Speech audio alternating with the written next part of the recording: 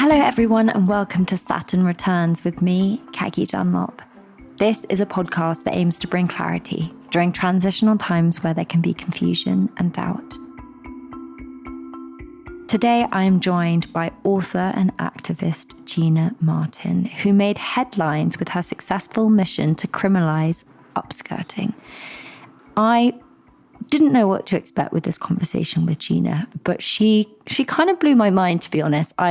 It's one of the things with doing this show that I have the privilege of talking to these incredible people that are just making such wonderful change in the world. And Gina's definitely one of them. So some of the subjects that we explore, and she speaks so articulately about them, is sort of unraveling patriarchy and exploring the historical origins of patriarchy and its impact on gender inequalities today.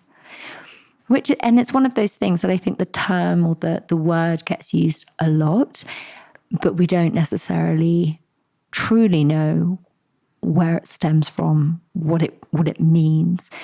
And we also explore misogyny, which kind of, very much ties into that, and how we can navigate these oppressive systems.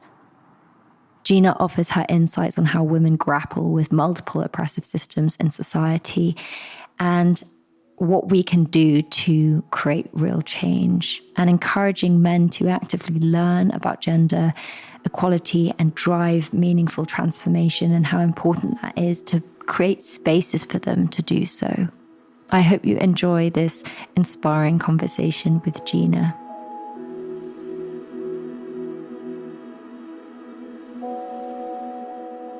Hello and welcome. Thank you so much for having me. This is very exciting because me and my friend arranged to get Saturn tattoos when we were listening to your podcast a lot, and we were going through our Saturn return.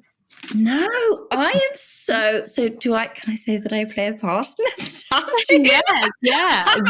Me and my friend Zoe were obsessed. We would send episodes to each other and listen to episodes together from Australia to the UK. And oh my God, I had no idea that you even knew we existed. I'm very honoured. So wait, when were you going through, because how old are you now? I've just turned 32 last week. Good age. Yeah, strong age. So my Saturn return was actually January 6th, the insurrection in America, 2021. So started. Did you find the podcast in pandemic or was it later? I found it after I'd moved from London to Melbourne, Australia, and was starting to be like, whoa, this is a wild change. I thought this would be much easier than it is. And so I would just walk around this new place I'd moved to, didn't know anyone, I just brought the dog and just listen to Kane episodes for hours.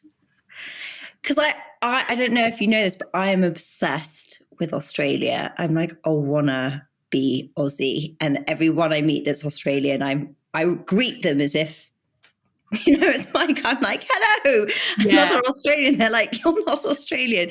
Because I did live there for a little bit. It was just a bit far. Where did you live? I lived in Sydney. I did the cliche classic Bondi Beach, and I loved every moment of it. Really? Yeah. But what made you move? It's really far. My partner's Australian. Okay. So we've been together for almost 11 years now. So since we were 20, and he's the best person that's ever existed. He's the sweetest person that's ever lived. And he was in London. We met after a big breakup when I was 20. My friend was like, come to these hostels that I work at in Hungary, Budapest. And I was like, okay. So I went to these hostels and he was working there, and we just talked for hours and hours all the time. And then I got there, eventually met him, and he cancelled his flight back to Australia to meet me because he saw a picture of me and was like, she's cute, I want to meet her. And we just really got on really well, really liked each other. And then I was like, this will never work, you're from Australia. And he was like, I just really want to make something of this. And I was like, I'm not sleeping with you. You're from Australia. I'll have my heart broken. And he was like, no, I want to be together. Let's just try to be together, even if it's just for a week or a month. Let's just try and make this work. So I remember saying oh yeah, whatever. Okay. I really like you, but it's never going to work. Okay. And I went to Greece because he was working in Greece. That was our first date. I flew to Greece to see him for a week, and we've been together ever since. And he was in London for my work as an activist for like quite a long time. He came to London, and then I started campaigning. We kind of had to stay because I was running this massive campaign. And then eventually it was like, okay, it's time now after the pandemic and after I'd finished my campaigning for us to try and live in Australia for a little bit. And it's been kind of wild but cool. Wow, that's such a lovely story. And are you loving it there? It's quite an adjustment, but it is it's more of an adjustment than I thought. I've been coming here for 10 years with Jord, but to WA, Western Australia, where he's from. And then we both moved to Melbourne because it was really important to both of us that we don't have a relationship where one person has to abandon their entire life and move to where the other person's from. I'm not from London. I'm from like a small town in the north of England. Yeah. And like we could go to a new place and be on equal footing together, like explore something new and find our people together. And so we moved to Melbourne. Smart. Yeah, I think so. Because otherwise there will build some level of resentment, I think, if you have to give up your life to fit in someone else's life each time. And so it's like I thought it was going to be, I was like, yeah, I'll move. It'll be so easy. That's fine. What do you mean? And then it's actually been so much more of an adjustment than I thought, just because I don't have community here. I don't have a support system here. My work is in the UK, like all of the kind of meaningful, purposeful things that I hold apart from my relationship are in the UK. But I've been building and being quite brave and trying to build a community of people and, meet up with people I knew through Instagram and stuff here. And it's starting to feel like somewhere that we really can create a base, which is exciting. There are a lot of Brits out there, aren't there? Many. In some way, aren't they all Brits? They don't like it when you make that joke. Yeah. Don't make that joke. I'm like, but all the hot Brits, when I first went there, I was like, oh my God, did we just send all the best looking people to Australia? Like, especially around Sydney. I mean, I'm taking this on a oh my gosh, Bondi Beach. Yeah, of course. Yeah. Yeah, they're all very hot. I'm like going down a sort of nostalgic road of Australia. But anyway, we digress. I would love for you to introduce yourself a little bit, because I do want to go back to the beginning, but I always like people to introduce themselves in their own words, in the way that they sort of feel most comfortable, for our audience that might not know. Yeah, of course. So I would describe myself as a gender equality activist that works at the intersection of gender, misogyny, and sexual violence. And the reason I describe myself as that is not just because it's my job, but because I really do see activism as a sort of life choice, a kind of lifestyle. You live it each day. Even if you don't get paid for it, often you pay for it yourself. Like, you lose money to do campaigns. And I started in activism in 2017. Before that, I was working in advertising for sort of 6 years in London. So I was a copywriter and art director. So I would like come up with the ideas for ad campaigns and work in ad agencies. And it was a really full on industry with very little pay at the time. And I was at a festival in 2017 with my sister, waiting for a band to come on stage, when a group of guys in the audience were hitting on me and my sister, and we kind of said no multiple times quite clearly, and they obviously got agitated by that. And to teach me a lesson, they worked together to take photos up my skirt. Like, one of them put his hands between my legs without me knowing and took these photos of my crotch and sent them around to everyone around me and Stevie in the crowd, my sister in the crowd. And I kind of saw that, and I was at a point in my life where I'd had a series of experiences, I guess at the hands of men, that had been made to feel very unsafe. I just had a year and a half stalking case dropped 3 months before. Was that with someone that you dated? That was with someone from school. So that was a guy from school who I hadn't seen since I was like 12. And he had found me on social media and kind of essentially stolen a load of pictures of me and created all these kind of fake imitations of me, and was spreading rumors about my life with loads of people. Then I saw him outside my house. He called my mom. He spread a bunch of rumors about my partner in Australia with people my partner used to know. He had like all the information on my life. He'd obviously clearly gone through and found all these relationships from years before. And that went on for like a year and a half. And I became really fearful of him and had a case with the police. And that went on for a year and a half. And then that was dropped by the CPS. I had hundreds of screenshots of information and evidence of what he was doing, and was told essentially that until he hurt me, there was nothing they could do. And so when the upskirting happened 3 months later, I was so frustrated and so angry that I essentially did the things that we ask victims and survivors of sexual violence to do. Like, we have such a long list of expectations for them. In situations where women and marginalized people are assaulted, they have to complete this list of perfect exemplary behavior before we take them seriously as a culture, but we don't ask that same expectation of the perpetrators. You know, it's like, I got the evidence instantly. I took the phone, I had the picture. I got into a fight with one of the guys. I was looking in this 6'4" guy who I'd taken the phone off, who had the picture on his WhatsApp. He turned around when I took his phone and he grabbed me. He was like shaking me. And I kind of slapped him, but not as hard as I wish I'd slapped him. And I remember being like, ticking a list off in my head, like, look at everyone around you, look into their eyes so they can see how terrified you are, and ask them to help you, because you need to have like so many witnesses here for this to be taken seriously, and like, don't let go of the phone. And I was like looking at everyone being like, help me. And he was shaking me, and I passed the phone to this woman that I still don't know to this day next to me, and she took the phone. And then he got in her face, and then she slipped the phone into my hand. And these two guys in the crowd who I'd been staring at while he'd been shaking me just looked at me and were like, run. And they moved all these people out the way. I was in the middle of a 60,000 person standing crowd in the middle of the day. So I was like, how do I get out? But they kind of moved two people aside and were like, run. So I ran through the audience, essentially like fully crying, just like knocking people out of the way with this guy chasing me, and ran to the security exit. And I always know where it is. And my whole life I've been, my partner, my boyfriend, it's like fire trained and everything. So he's always been like, know where the exit is. And I've always been like, okay, yeah, okay. I've done it, Jord, of course. I knew exactly where it was. And I ran straight to it with this guy chasing me. And the security guard circled me, and he jumped over the security guard and tried to like fully punch me in the face. And the security guard said, what's happened? And I said, he's been taking pictures of my crotch with his phone. Like, I have the phone. And he said, put it in my pocket. The security guard said, okay, did that. Asked if I wanted to see the police. Said yes. The Met Police were on the scene because it was a festival. They came. And I remember so clearly being like, oh my God, I'm so glad it's a female police officer with a male police officer, because she'll understand how much of a big deal this is. Sadly, in my work since then, in Parliament with female politicians, that's not the case. It's not always the case. It's not the fact that because of their gender, they understand it more, especially in a very male-dominated industry and institution. You find sometimes that women assimilate to the point that they react similarly to men. Mm-hmm. And she came over and he came over, and they separated us, and he looked at the photo. They both did. They said, we had to look at it. Really sorry. I had to make sure it was you. It shows more than you want it to show. It's not a nice image, but if you'd chosen not to wear knickers, we'd be able to do something because it was a graphic image, but you chose to wear knickers, so there's not much we can do. You won't hear much from us.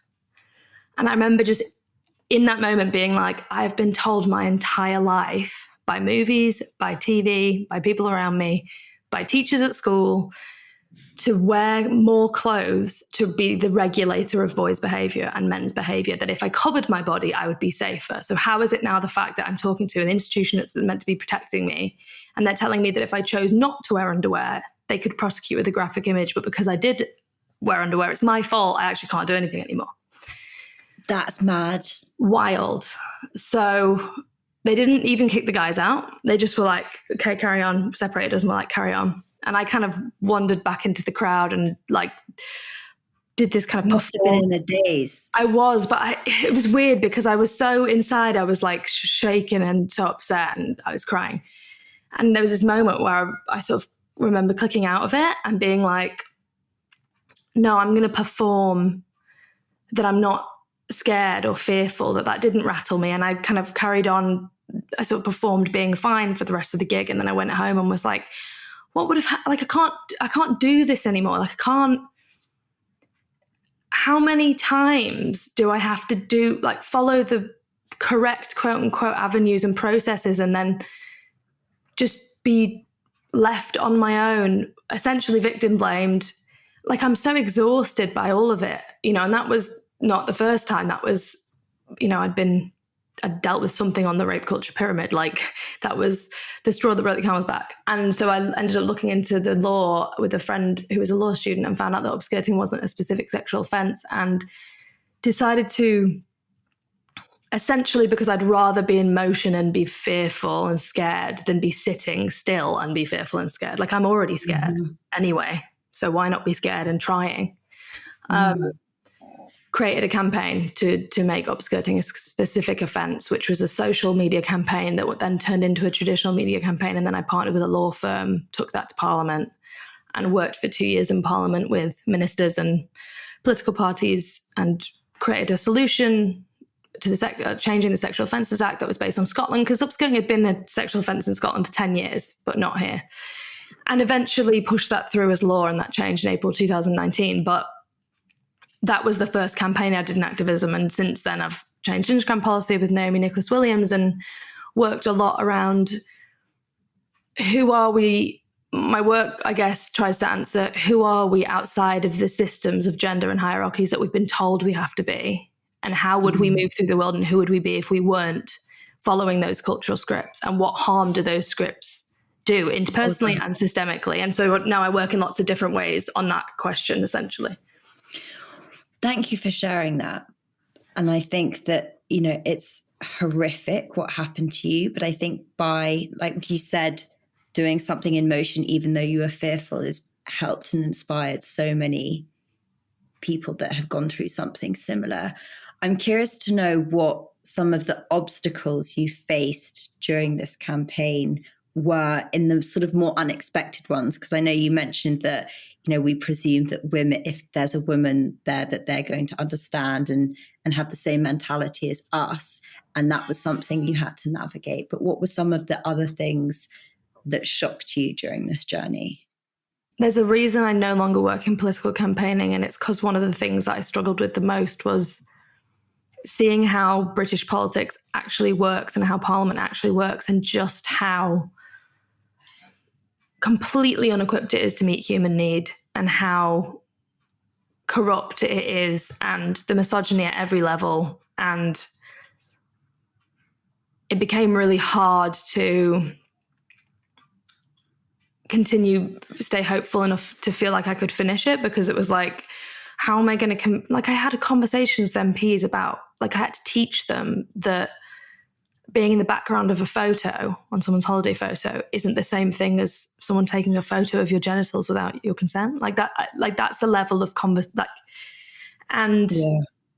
so much condescending, and so much, you know, I'd go to have a meeting and the receptionist would be like, completely ignore me and look like 9 feet behind me at my lawyer, who was a man, and be like, who's your meeting with? And I'd be standing at the desk like, I've just asked it's my meeting. Like, and, you know, and that's me. Like, and I'm not an anomaly in the House of Parliament. I am young, I am northern, and I am from a working class background, but I'm also a white woman, and I'm also a white person, and I'm not disabled, and I'm not trans. And, you know, like, can you imagine what it's like for people who are, you know, multiple intersecting identities that are oppressed in society? Like, I don't know how they do it, because that place is really inhuman. And I struggled with that so much, I guess, just the seeing behind the curtain and the hope that I sort of lost from seeing that.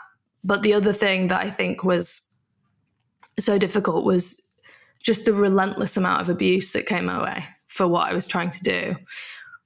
And from the public? From the public, yeah. From men? From men, yeah. From abuse from men, harassment from men, 98% of the time. And then sort of mocking, disparaging messages from older women about how they were fighting for fundamental rights, and that this isn't a big deal, and what were you expecting, and why didn't you just wear trousers, and, you know, just all of that kind of victim blaming mentality that we have been socialized to believe so keenly. I mean, that's an interesting one, because I guess generationally, how have you found that older women, their sort of perception of feminism and equality and progression is vastly different to our generation, because they may feel that they put up with a different set of circumstances and therefore can't really relate, or feel that they're like two different things. Do you see what I'm saying? Totally. I think the context that women in my mum's generation, let's say, or my grandmother's generation grew up in is so wildly different to the context that I have grown up in. And so I understand that there's challenges for being able to understand the lens through which feminism is, or gender equality work is moving now. I get that. I've met all types of women in my work, and there's either older women, let's say 60 plus, who the feeling I get from what they say to me is, I had to put up with that, so you should too, keep your mouth shut. Yeah. And my feeling there is, if you have gone through an experience of harm and you've come out the other end with, well, I had to deal with the harm, so why don't you have to deal with the harm? You didn't come out of that experience well. Because we can't, our job is to try and prevent harm and heal people from harm. Our job isn't to be like, if I experience that, then it's very valid that you should experience that too. If anything, I don't want girls to experience, or women to experience, what I've been through. I want them to be free from it. I also want them to be free from having to fight it too. Like, I shouldn't have had to change the law. I had no political legal experience. I think that it's not consciously like, oh, I went through it, you have to too. It's more relative to their experience. They probably see that they didn't deal with it in the way that you did, in terms of didn't fight back and took it on themselves in some way. And this is, I guess, one of the really complicated aspects of all of this, is when we talk about misogyny and internalized misogyny, the shame piece that women often feel. And so I'm sure, our audience is majority female. There's perhaps many listening that have had something, and I can speak from my own experience, that you're like, you blame yourself for. How are you not meant to, when society's told you that your entire life? Yeah. And by the way, this doesn't have to be as extreme as what you went through, which is quite clearly, in my eyes, black and white, right and wrong. But there's so many more nuanced experiences that we have where, let's say with men, whether it's male friends, of like the boundaries on being clear, and like people not knowing how to kind of look after each other. And then, I'd say even from the way I grew up to now, and you and I are pretty much the same age, I'm 2 years older, but how much has changed in the conversation, in a way that when I was like going out and started drinking in London, it just wasn't, it was kind of, and then I look back, I'm like, well, that was and I don't think there's any more, but I was like, oh, well, whatever happened to me was my fault because I wasn't looking after myself or whatever. And I was speaking with someone about this recently, and they were like, it's never your fault. Like, you should never have to go through life feeling that if you got too drunk or something, that something really awful could happen. Like, that's what's fundamentally wrong. And so to kind of go back to what you were saying, I think with the older generation, to pierce that bubble of reality of what they've lived with as a kind of internalized shaming that has just become the norm for them, to kind of reawaken all of that is almost too painful. Because if they were to kind of go, they'd have to inspect that experience for themselves. Mm-hmm. And that's really painful and hard. So it's much easier not to do that. And the intergenerational piece that has to happen in gender equality work, and does happen between younger feminists and older women, when you put two women in a room from different generations and you give them the actual time to ask curious questions about their experiences and talk compassionately about their experiences. And, 1991, like, marital rape was made illegal. Like, these women were growing up in a completely different society to we are. And often they're probably looking at us being like, but structurally, look at the protections you have that we didn't have. When you get them in a room, for long enough, with the right facilitation, the right curiosity, what ends up happening is essentially you have two women who find affinity and similarity in their experiences, their feelings, the outcome of those experiences feel the same for both of them, and they're able to be like a safe space for each other. But I think without that space to start to unpick the feelings and the experiences and notice the similarities, even though those two contexts are very different, it can be slightly combative. And that's what I've found. But I think there's a lot of shame. I think women hold so much shame. And so, like, each time you know, I had a woman come up to me on the street and when I was campaigning and shout some stuff at me about this, you know, she said like, shout. Yeah, I was doing vox pops for Parliament and we were asking people questions and she came over to me and was like, you girls these days get angry when some guy puts his hand on your leg, and like screamed at me and walked off. I was like, actually, okay, I actually don't, but cool. And my reaction to that was like, I'm not really hearing her say that. I'm hearing I'm hearing anger. I'm hearing pain from a woman in a different generation who has held in so much and put so much in boxes and has had no space to discuss this stuff and no means to discuss it, no tools to discuss it, and has been minimized whenever she wanted to, probably her whole life. And so that's redirected at me. But it's not about me. It's actually about what patriarchy in the world has done, her experiences under patriarchy in the world that she lives in. And so like, you're right. I think it's complex, but like I would love to be able to create more spaces for that kind of intergenerational.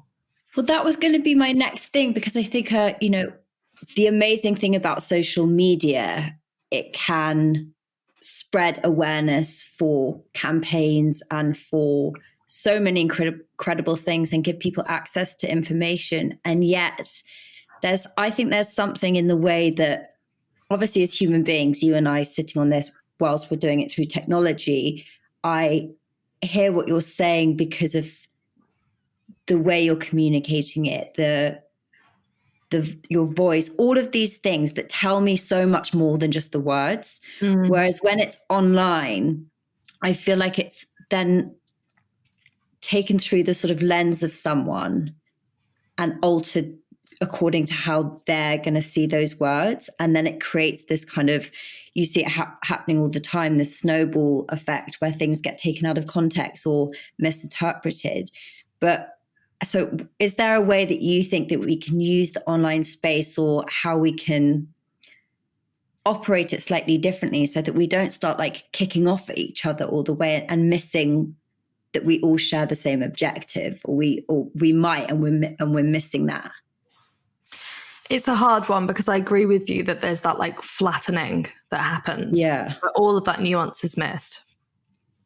In the work that I do, there are so many challenges in terms of people meeting me at where I am with the work, because we were never taught critical thinking skills in school. We were taught to get the right questions right, get the amount of points, fill in a box, and then pass. We were never taught how to think about our bodies. We were never taught what positionality means, how like who someone is makes you feel suddenly less than, or makes you feel a certain way about yourself, but actually has nothing to do with you and your humanity. We were never taught about gender. We were never taught about kind of the kind of basics of these structures that we are living under that affect kind of every part of our lives.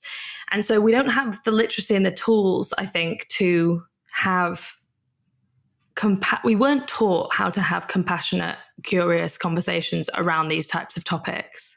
There is that. There's also that these topics make us really uncomfortable, because as soon as, like you just said, you know, you just hit on in terms of talking to an older woman about this kind of stuff, like when you say the word gender, people are like, oh, I don't know enough to talk about this, or like, oh, I think I have an idea what this means, or what does she mean that? Does she mean trans people, or like what? It's just instantly intimidating for a lot of people. And we know that as soon as we engage with anything to do with feminism or gender equality, we're going to have to look at ourselves. And that's really hard, because we don't really want to look at ourselves. We don't really want to look at all our behaviors or why we are the way we are now. That feels like hard work. And so online, for me, although it's been amazing for organizing, has been this place where the work I do is just consistently misunderstood. Like, you know, I'm in rooms with people having like teachers and parents having 2-hour conversations and activities and discussions around misogyny and the history of how it was built into systems, and how in schools our young people are learning, girls are being sexually harassed for the first time in schools, and boys are being taught they have to be a certain way to be a man, and all these really important conversations, and people are showing up and they're so passionate about it and they leave feeling alive.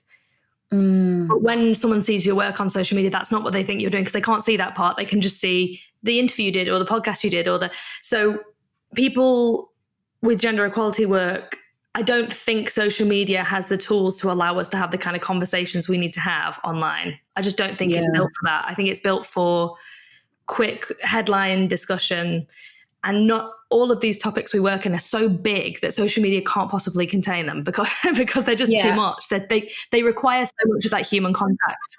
Yeah, and it's also catered towards, I guess, things that are triggering in a way, because it's like whatever creates momentum where people then start like attacking it. So I don't know whether the intention is, I doubt that it was malicious to begin with, but it's kind of as a consequence had that because of the way that it's made in that addictive kind of format. Yeah, it's built like that. And also everything we say is public, right? So when you comment to someone, you know on some level that people are going to see what you're saying, and it's going to say something about you as a person. So you want to be seen to be saying the right thing or doing the right thing. When people are in DMs, they move very differently to how they move publicly.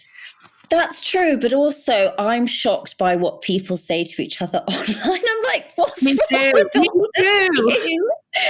I always think, and as much as I'm someone that's, I'd say, generally quite passive, I don't love confrontation.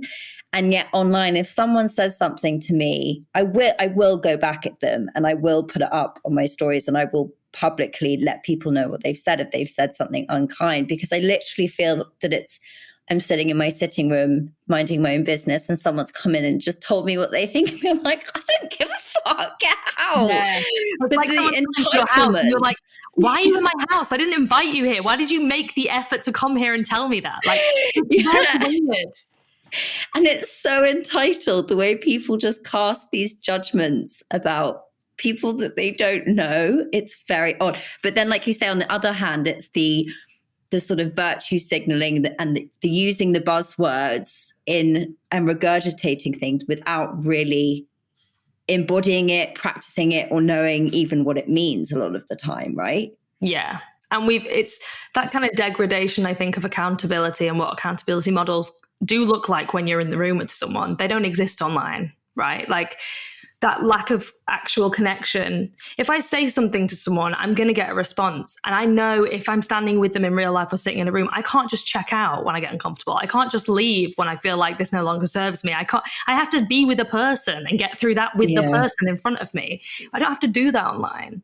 And so there's a level of disconnection and a lack of accountability that means that we are seeing, I think, a microcosm of society, but we're seeing a microcosm of society with a very smart recognition that there isn't really any accountability here. So I don't really have to move how I would move in real life, which is wild to me because, although to be fair, let me be really honest here. Like I think I move a lot better than 90% of people online, but there's still moments where someone gives me, can I swear?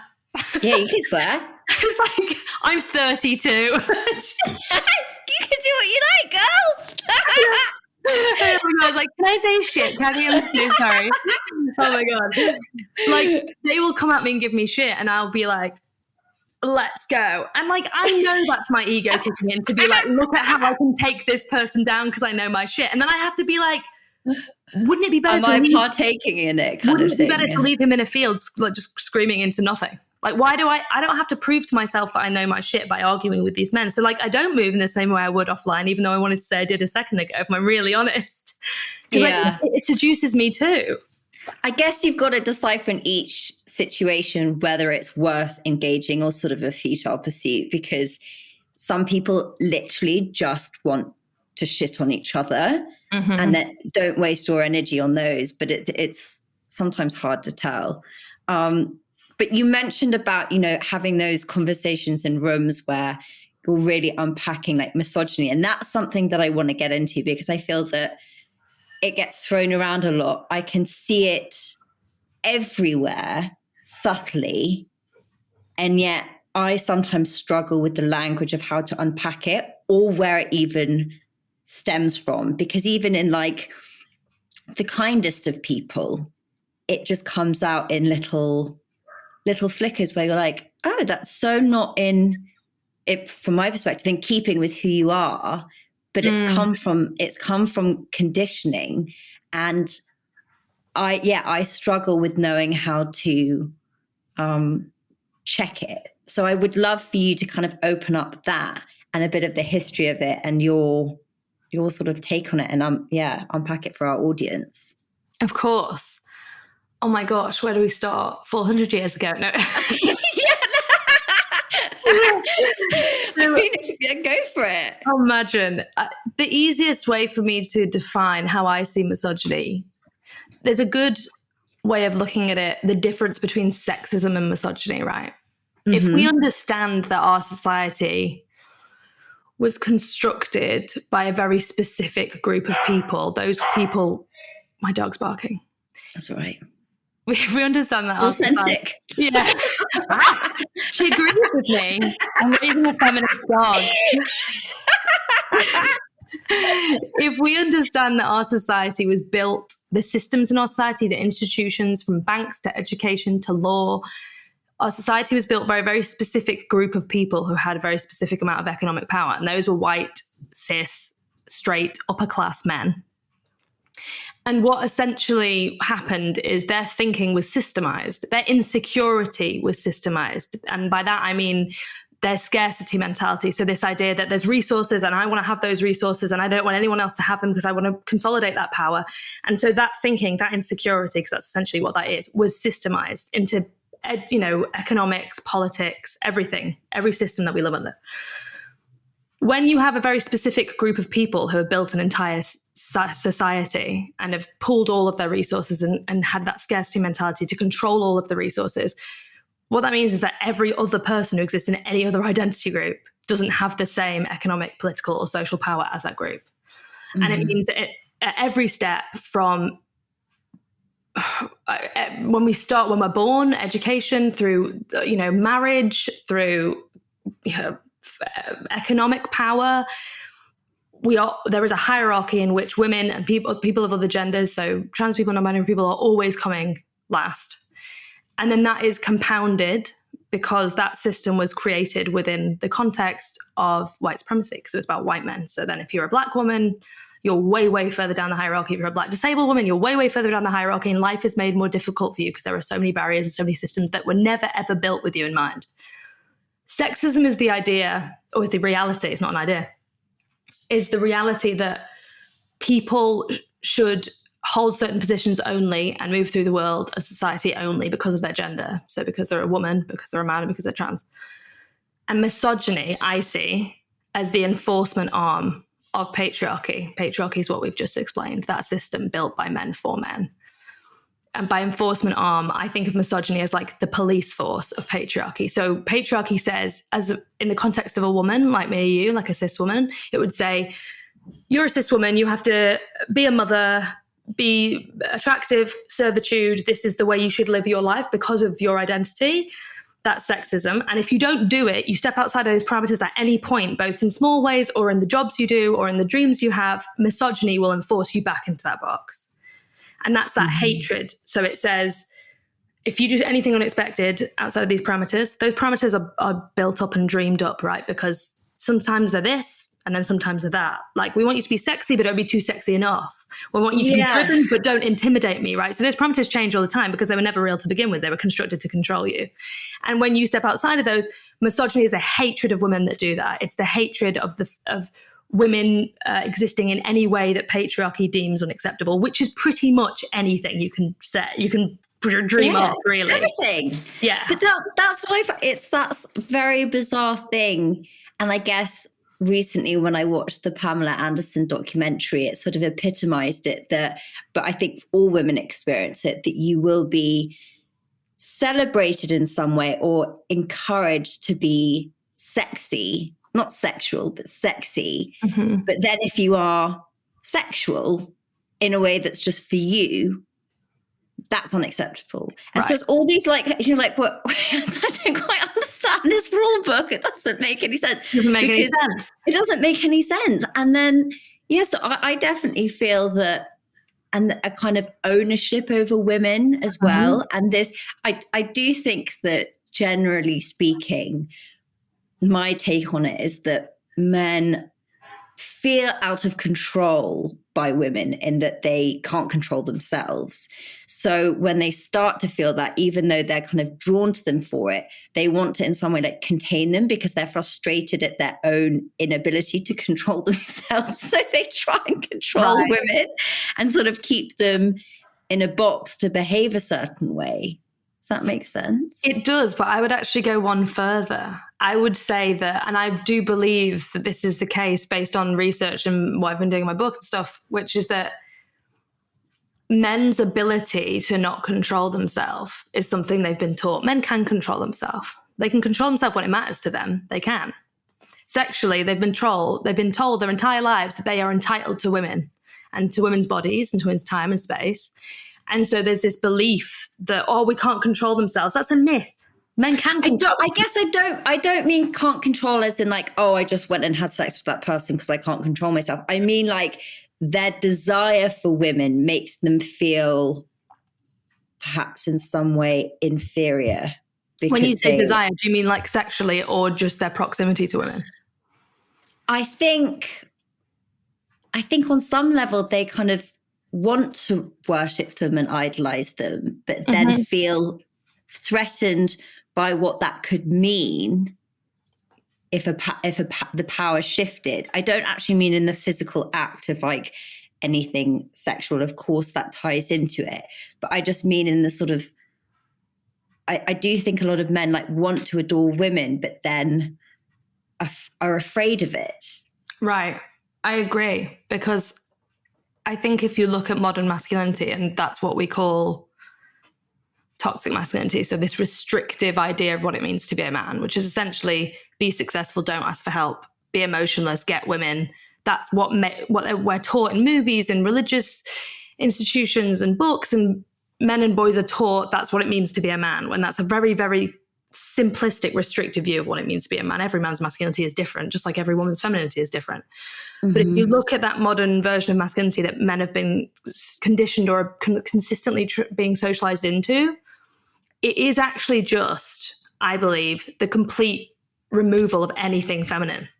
That modern masculinity is not anything to itself. It is just a complete rejection of anything feminine. Totally. And what that does is leads men to feel completely lost, because it's like, well, who am I? I can't get these rules right. They make me unwell, because we know what masculinity scripts do to men. We know what the suicide rate is like. They don't make men happy.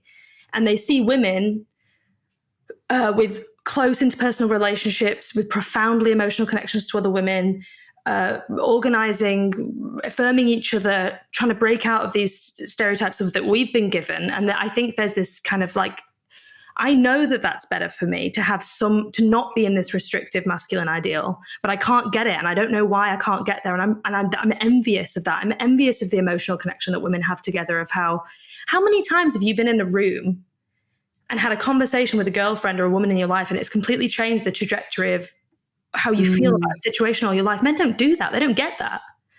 And so I do think that men revere women. And I think there's a very complex relationship with revere and envy, and therefore hatred of women, that is very complex to unpick.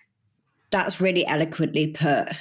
And I completely agree. And it kind of, I feel that I'm totally with you in that men aren't encouraged, not only encouraged, but they're shamed to kind of embody their femininity, which I believe they all possess, just as, you know, we all have the masculine and the feminine within us. But it's also society as a whole, I don't think, values the feminine. No, it's been constructed. Yeah. And this is just my opinion, but observing things at the moment, whilst I think it's incredible that women are able to do what they're able to do, you can see that they're occupying a lot of, like, I don't know. And I think you see when you look at someone like Andrew Tate, I mean, thank God that he's like wherever the fuck he is now, but the reaction. I don't know who that guy is. Joke. Andrew. No, I just fucking hate that guy. I'm just going to pretend I don't even know who he is. I did that for a while. I was like, I actually don't want to give him any airtime. But then I just think it's a fantastic observation that in the way that we're progressing so much, that someone like that becomes popular with men, and you're like, okay, well, what, whilst, yeah, I just want to ignore it on many levels. I'm like, but what is going on here to make that happen? And I do think it's like you say, it's that toxic masculinity, the denying of the feminine, but then also women perhaps embodying more of their masculine, kind of taking up these spaces, becoming very successful financially and independent, and how threatening that can be because it's not being balanced out. Yeah, there's a scarcity mentality, especially with, it would be remiss to not note the fact that we live in capitalism, which only cares about profit, doesn't care about human need, and effectively says self-ascension is the only way you survive in this. So like you have, when you look at like feminism, certain sects of feminism, which essentially say, be like a guy. So it says, you're a great feminist if you like become a CEO or you get loads of money. Isn't that just reproducing what patriarchy's done? Aren't we going to build something better than that? Well, this is what I mean. And it's like creates its own problem because it's perpetuating the issue. It's like progression in a way, but is it actually? Yeah, we don't want to just invert the harmful system that is already there the other way. We just create something that's then broken in a different way, right? And that's why, but like you said, it's so systemic, and also for women to, you know, like we don't have to go back very far when women weren't able to even work. So obviously we've had to adapt to men's way of being.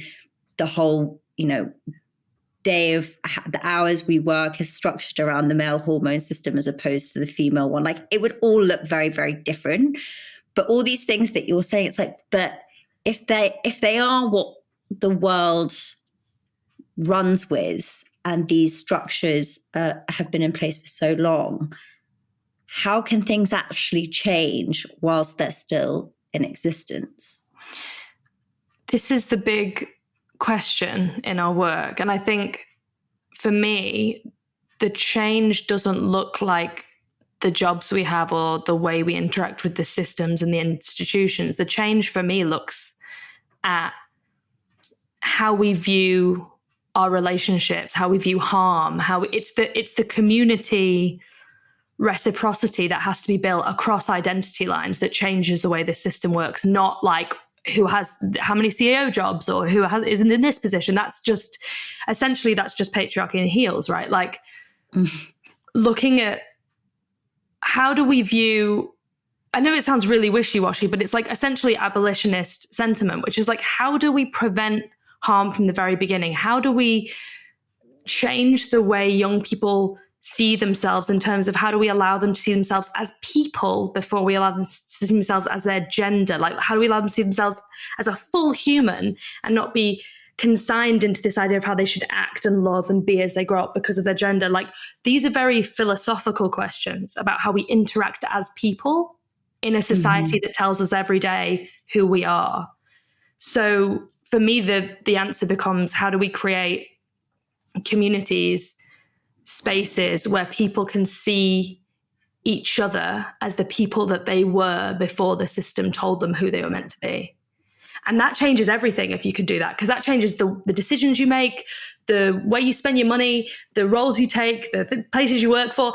If people's actual perspective and the way that they view their positionality in society and their social location changes for the better, and everything becomes a little more human. Essentially, we have to go back to where we've come from. Then that changes everything. That changes how industries are run. That changes how systems are made. That changes the kind of laws we write.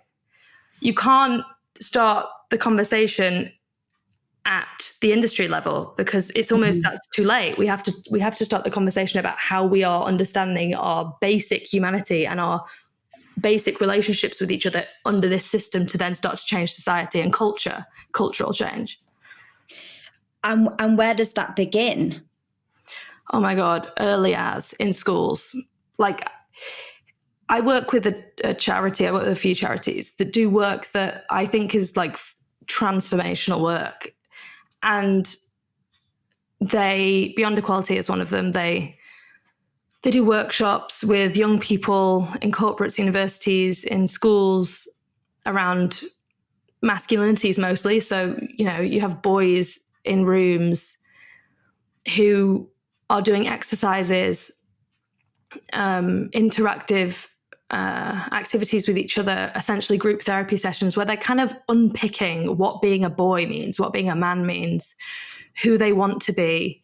Would you rather be respected or feared? Is being respected the same as being feared? What does a woman mean? What does a man mean? How do you, what did you learn from your dad about what it means to be a man? What are you fearful of? Like all these really philosophical, deep questions for young people. They jump at it. They are desperate to have these conversations. And this is university level? This is high school. High school. So okay. This is like 11 to like 17, but they also do it in unis as well, all the way through unis, and then they do it in corporates too. But it starts as young as like 12-ish. But you see in these rooms, people given spaces which seem very simple to the untrained eye, but they're spaces in which there is no wrong answer. And there's no objective. There's nothing they have to get to win or to get points or to ascend. There's none of that. It's just this like bubble where they get to exist as exactly who they are. They get to ask a load of questions about themselves, about other boys, about what it means to be a boy in the world. And they can say the bad thing out loud that they believe, so that they can, as a group and with a very highly skilled facilitator in the room to lead them, get to the healthier conclusion. And you find that young people, if you give them the time and you give them the space and the safety, they get to much healthier conclusions in those spaces. They don't get to healthier conclusions in the institutions as they currently stand, that tell them that they have to be a certain way. They have to, get the right answers and be the popular one or be the smart kid or be the whatever. But in these spaces they do. And if we could get funding to get that into every school, like I can't even imagine the difference that we would have culturally with a generation of boys and generation of girls growing up who have done this work. Yeah, I mean, it would be incredible. But this is perhaps a little controversial, but on the conversation of gender, if young people were then, having an understanding of the way the world operates, and you were given if you're feeling like an insecure teenage girl, let's say, you are going through puberty and feeling uncomfortable in your own body, and you look outside at the world and you think, this doesn't look very, doesn't look very good to be a woman in this world. And then someone encourages you or gives you the opportunity, saying that you could be a man or could be a boy. Would it not be fair to say that because of the way society functions, that it would make someone want to be something other than who they are? In the spaces that they're in, firstly, they're voluntary, so they come to them themselves because they're interested. Secondarily, the way that they identify is central to the work. So we've never had a child ever come into one of these workspaces and be like, I'm a girl, but that sucks, so I'm not going to be a girl. Like, that just doesn't happen. And I know it sounds like it could logically, but it just doesn't happen, because just like you or me, you either are what you identify or you're not. You're either a kid who already has feelings about their gender and doesn't understand their gender. And those feelings about not understanding their gender don't come from looking at the world. They come from like a very deep reality inside them, that they feel something is wrong. When I look in the mirror, I don't recognize the person I'm seeing. There is something deeply intrinsically wrong here. And actually, there's a deep understanding for trans and non-binary kids that the world is much more dangerous for them than it is for cis girls. And that's the truth. Don't even have healthcare, trans and non-binary young people. So there isn't really a space in which kids are given the options to change gender or to question their gender. It's to question the way the world tells them they have to be because of it. And that's the distinct difference. So sorry, say that again. There isn't a space in which kids are told to question their gender. That doesn't exist in this work. Mostly because facilitators, the one rule about being a facilitator is you're not allowed to tell a child what to think at all. You're only allowed to ask questions, and they lead the entire session. So it's completely led by them and their feelings, and you're just meant to allow them the space and time and curiosity to figure their stuff out that they already feel, but they're too afraid to say or explore. So, And what sort of age does this start happening? Because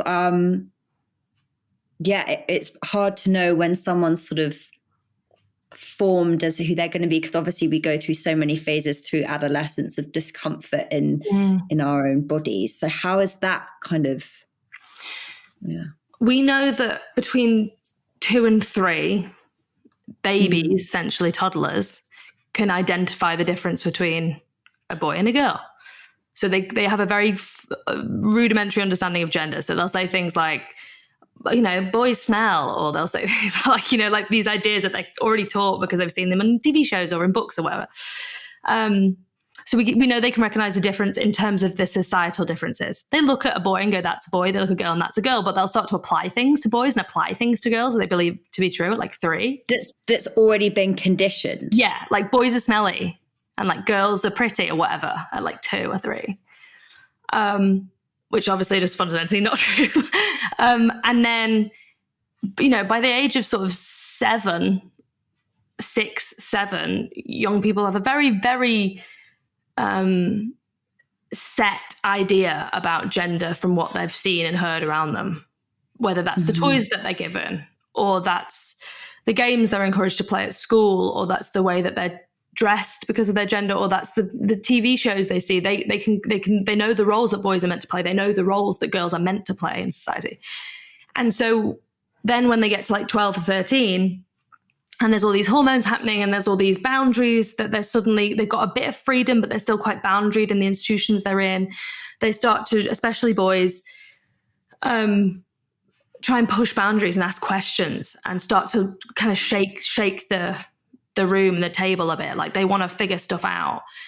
And by that point, we know from the data, they've already seen porn online. But by 11, the average age is 11 for seeing porn, often hardcore porn online, 11 years old. And they're in schools where they're with kids of other genders and they're starting to navigate hierarchies. You know, that's the popular kid. You can't do this because he's in that class or and they don't have any of the tools to navigate those healthily, because all they've seen are these gender roles, and then also a fair amount of adult content online that they shouldn't really be seeing without any tools to be able to analyze it healthily. So we're getting in there or beyond equality. I'm training in facilitation here for a different charity, but we're getting in there at like 12 or something. And often we're hearing parents say like, that's very young. And we're saying that they already know, they're already looking at this stuff online. You can either have them already learning about sex and dating and success and what it means to be a boy, what it means to be a girl, and not have a conversation with them, and they'll get the wrong messages. Or you can allow us to have a conversation with them where we, with safety, allow them to question those ideas and arrive at their own conclusions, which happen to be often a lot healthier when you give them the space to do that. So I think this work could be happening, you know, a lot younger, but right now it's happening kind of 12 and up. And what are some of the conclusions that they reach with this kind of questioning? Oh, just the most like beautiful stuff that you can imagine. Like, I've realized that actually, like, I don't have to chase girls. I don't even really interested in girls that much. I just feel like I should. But it makes me feel uncomfortable. Like I feel nervous and scared, like I'm uncomfortable. I realize I don't really have to do that I've been told I have to do that. Is that okay that I don't have to do that? Yeah, you can do whatever you want whenever you're ready. Interesting. And do you feel that it's particularly important for boys? Because I was listening to a podcast the other day. I can't remember whose it was, but it was saying that if you want to look at toxic masculinity, look at teenage boys. And I was like, oh, that's a bit, you know, teenage boys are quite sweet, aren't they? And they were talking about how actually when you get them together, it, like you say, it's that pushing of the boundaries, like who's going to egg each other on, who's going to do like go and like pull that girl's hair or whatever it might be. Whereas individually, they're far less likely to, because they have awareness of the consequences of their actions and behavior. Absolutely. And often, and they're both, right? They are sweet and they're also boisterous and can be really problematic. And like, that's the duality of being human. Like they are both. And you're right. You find, I've been in schools where groups of boys I was doing a talk and a group of boys who were like 18 or something were like making rape jokes about me while I was doing this talk and passing notes around. And I was like, I could kind of tell it was happening, but I didn't know what was on the notes. Anyway, teachers were like, this was happening. We're super humiliated. We're super embarrassed. I had to be like, right, firstly, don't be embarrassed, because you can't expect your school to be free of this when society isn't free of this. Like, it's the water we swim in. So this isn't an indictment on you as a school. Secondly, the worst thing you can do is take these boys and be like, don't say that stuff again, because their minds won't change. They'll just learn not to say it. Yeah. So not yet let you hear it. Yeah, they'll still say it. They'll still think it. Their behavior and actions might still lead to harm, but they just will learn not to say it in your earshot of you or be that brazen with it. So how are we going to actually change their mindsets? And there was like a bunch of calls back and forth of how they could handle it. And, you know, I'm limited in that respect to be able to help them because they're going to handle it themselves. But I gave them some advice. And they took, they ended up doing a workshop with Beyond Equality with all the boys together and, like, you know, kind of long-term holistic sort of looking at masculinities and stuff and mental health and all that kind of stuff. But they said that they took the boys into the rooms individually and they were like, well, we don't know what to do because all the boys have come in and, like, they've all just, like, cried. And I was like, right, because they've been told that they have to act a certain way and that they have to be dominant and that to put women and girls down makes them more of a man. And they've been taught all this stuff and they're all trying to be the cool guy in the group and they're causing harm in doing it. But when you separate them from the group, they don't really know who they are or why they even did it. Because they were just told to do it by a bunch of messages, but they've never examined, like, do I enjoy this? What does this do for me? What does this do? So you're right, like, teenage boys, they are learning. And that's why we see that overt nature of, I wouldn't even call it toxic masculinity. I would, not because that's wrong, just because I feel bad calling it that, but like that kind of patriarchal entitlement and boisterousness, that essentially performing what they think masculinity is. We see that a lot in teenage boys because they're trying to figure it all out. And it's only when we give them the space in that really important developmental moment to be like, hey, do you ever feel like you have to get girls to be seen as a cool guy? Do you ever feel like you have to, like, be, like, violent or, like, boisterous to be seen as a cool guy? Yeah, I do. Well, this offers us another way. So let's have a conversation about this. And then they're like, oh, cool. Okay. They see other boys be vulnerable with them and they go like, oh, I can do that too. And that's actually quite cool. And I actually feel ultimately, I just like this version of me more. Yeah. Because I guess, like, you know, those boys, if it's left unearthed, they become the ones that then go on to make decisions in Parliament or whatever. And the cycle continues. So it is at that point where they're still very, I guess, malleable and they can change quite easily their perspective. And they want to at that age. We don't, like, with adults try and get the question right, whereas boys will be like, Miss, I thought this at the beginning. I don't know why I thought that now. And you're like, cool. Like, it's really good. But I guess my next thing would be, I think that's fantastic. But what about the sort of men of our age, a bit below and a bit above? What's the sort of solution there? This is the painful one because the reality is exactly that. You're like, cool, for the next generation. I still have to live in this generation.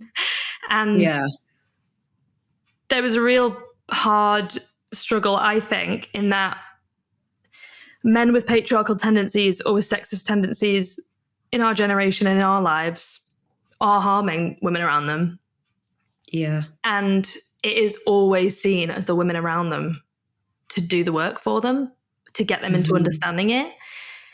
And so in my mind, sometimes it can feel like for women of our generation, our options are, the worst option is, you know, be harmed at the hands of a man. The middle option is deal with the underlying sexism and misogyny every single day as a woman in this world. And then the kind of best option is, like, be with a man who is compassionate, understands it, wants to learn more, but you have to still facilitate his learning. Because ultimately, sexual violence, the experience of being a woman or a marginalized gender in the world, will always be theoretical to cis het men. It can't not be because they've never experienced it. And so there so often isn't that push. They don't get it. Yeah, there's not that push to learn. And there's also shame because they know they belong to the community that most perpetrates this. So they instantly feel like they've been indicted, like they're seen as a perpetrator. So they don't even want to engage. And that's why I work with men who do this work, because for so long, it's been centuries, it's been women doing the heavy lifting, and trans and non-binary people very historically doing the heavy lifting on gender and sexual violence, and for far too long. And it hasn't been men. And it's not the people who live under the system of oppression's job to deconstruct the system that they never built. Like, we never built this. We didn't want this reality. So unfortunately, you will never see in the mainstream the men who are doing this work, because it's not self-serving to show them. Like, it's not interesting. We don't want the fluffy, lovely stories about the men who go into rooms of 50 men and help facilitate their mental health. Those stories don't make the news, but those men exist. And I'm really good friends with those men. And they create phenomenal spaces and platforms for men to do this work. And for me, that's why I'm always like, where are the men? There's always space for you in this movement. We want you to join this movement, but you have to be doing the heavy lifting alongside us, because we've been doing it for centuries. So thankfully, those spaces now exist more than they ever have. Like with Beyond Equality and like with Tomorrow Man here, there's lots of them, but you have to dig to find them, which is the hard thing. Yeah, and I think, definitely in the space that I occupy, I see a lot of it popping up, which is fantastic. But then I noticed that a lot of the audience from Saturn Returns, like the women will come to a show or something, and they'll be like, I can't have these conversations with my partner, or like they think all this stuff is really weird. So how can it start at home? Because obviously, like we've covered throughout this conversation, having the language and the understanding of these concepts, and then also being mindful of each other's shame and all of these really, really complex elements. How can we have those conversations at home in a way that doesn't feel very charged? Yes, that's such a good question. Quality over quantity. So I think a lot of women feel like, I have to call out everything I hear. I have to educate every man I come into contact with. That's my obligation as a woman to other women. And the reality is, you can't do that. You'll be exhausted. You'll get frustrated. You'll never be able to have a constructive conversation again, because it's just too exhausting and it's just too hard. You're living with this reality. So to consistently feel like you have to change everyone's minds is just too much of a burden. So who are the men in your life that you can count on one hand, that you see a level of vulnerability, compassion, curiosity, who would want to know more about this stuff, who probably would do the learning, who over a slower, longer period would show up in multiple ways? And those are the people that you focus on. So for me, that's my partner, my dad, two of my very close friends who are guys. If I can be a support to them to figure this stuff out and I can have conversations with them when they come up in calm moments.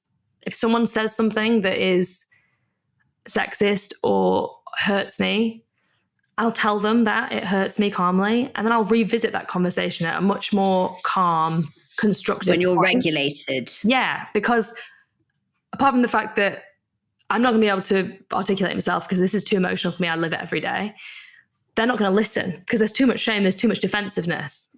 And compassion is kind of the best way to get defenses down and defensivism down. And men are always going to be defensive coming to these conversations because they feel like they're already part of the problem. And they probably know in their back pocket that at some point they've made sexist jokes or they've done sexist things. They know. Yeah.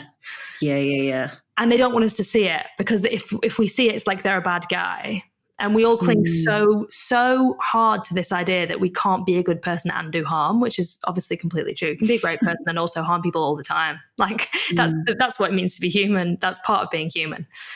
So pick those few guys in your life that you feel like you want them to understand this reality, and offer them conversations in calm moments. Go into those conversations with the framing of, if I didn't care about you and believe in your ability to grow, I wouldn't be having this conversation. I would bite my tongue and bitch about you later, but I don't feel like that. I believe in your ability to grow on this. I know you care. And so I want to be here to be part of that with you. And then offer them resources where men are talking about these things, like the Man Enough podcast, or, Justin Baldoni's book, or JJ Bowler's book, Masked Off, that shows them a way they can engage with this work that is also beneficial for them as well as women. Because then it becomes less like us versus you, and it becomes both of us versus patriarchy, because we're both going to benefit from this. So that kind of calm compassion, that curiosity, and that quality over quantity for me is how I approach it, because otherwise I'm burnt out, I'm exhausted, and you get more hope from it, because when you focus on someone that you love that might get it and they start to get it in small ways, you see that it's possible. Whereas if you're doing it with 50 people and arguing with people on the internet and trying to tell your racist uncle every week, you can go around being exhausted and be like, it's never going to work, you know? You need to create that hope for yourself. I think that's such great advice and really, really, useful for our listeners. So thank you very much. Gina, this has been such a pleasure talking to you. I've absolutely loved it. Me too. Thank you so much for having me. Do you have any, I sometimes ask this and don't worry if you don't, but do you have any sort of advice for our listeners that if perhaps what we've discussed has resonated with them? Is there any sort of final takeaways? Yes. If you're a woman and you're feeling frustrated with the state of the world, please know that there's a place for you in gender equality and feminism always, and that all you have to do is pick up a book by bell hooks or watch a documentary or follow someone that you're interested in or go and volunteer. There are like a million ways to be involved in this work, and there's always space for you, whatever your skill set and whoever you are. I love that. Thank you. And we'll put a link to your new book. It's out now, isn't it? It is. It came out last month. We'll put a link to the show notes to that. And thank you so much for all that you do and for joining me today. It was a real honour. Pleasure. Thanks for having me. It was so lovely.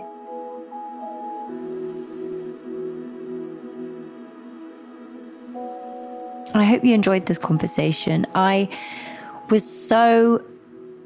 just loved speaking with her, and I felt that the way she shared her story so vulnerably really touched me. And I think that we've all had experiences like that, perhaps not that extreme, or perhaps we have.